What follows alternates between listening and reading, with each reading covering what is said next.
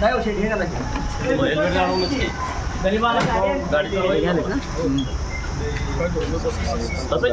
वरची काच वरच राहू दे.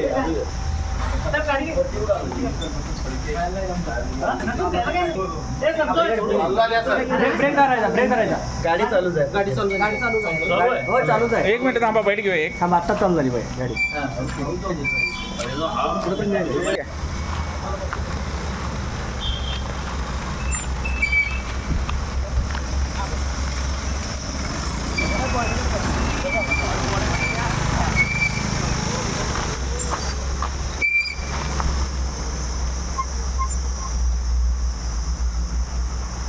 देशाचे लोकप्रिय पंतप्रधान माननीय नरेंद्र मोदी साहेबांनी देशातील नागरिकांना उद्देशून काही बचतीच्या विषयामध्ये भूमिका घेतलेली आहे.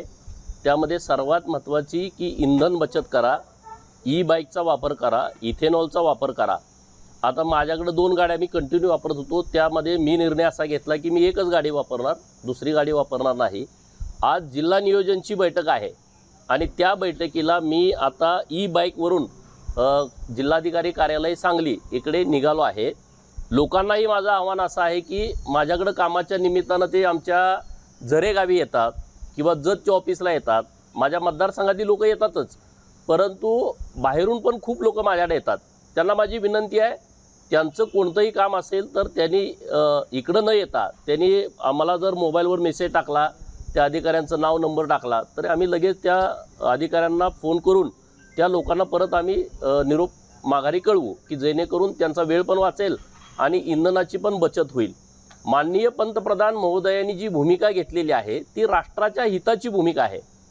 राष्ट्रहित त्यामध्ये दिसतंय. त्यामुळं आपण सर्वांनी त्यांनी दिलेल्या निर्देशाचं थोडं जरी सामान्य लोकांनी पालन केलं तर राष्ट्रहिताच्या कामामध्ये आपली मोठी भर पडेल. याच अनुषंगानं काही नाही, असं काही नाही. वेळोवेळी जेव्हा इथं अन्नाची परिस्थिती बिकट निर्माण झाली होती तेव्हा तत्कालीन पंतप्रधान माननीय शास्त्री साहेब यांनी आवाहन केलं होतं, 1 दिवस सोमवारी उपवास करा. देशातल्या लोकांनी ते स्वीकारलं आणि तेव्हा अन्नाच्या बाबत देश आत्मनिर्भर झाला. स्वतः त्यांनी जास्तीत जास्त लोकांना आवाहन केलं होतं की तुम्ही गहू लागण करा.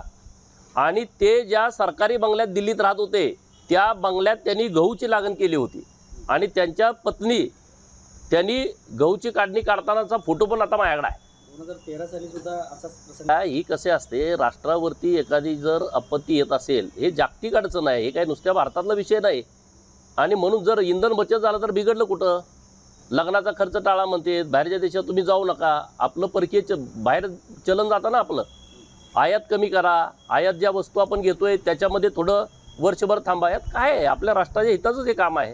काय आपलं आव्हान राहील या अनुषंगानं आणखीन एकदा? तर माननीय पंतप्रधान महोदयांनी जे आवाहन केलेलं आहे त्याच्याकडं राजकीय दृष्ट्या न बघता देशहिताच्या दृष्टिकोनातून सर्वांनी पाहावं.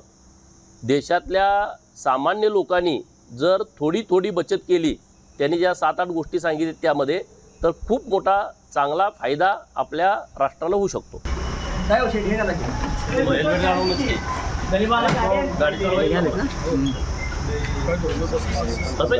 वरची काच वरच राहू दे.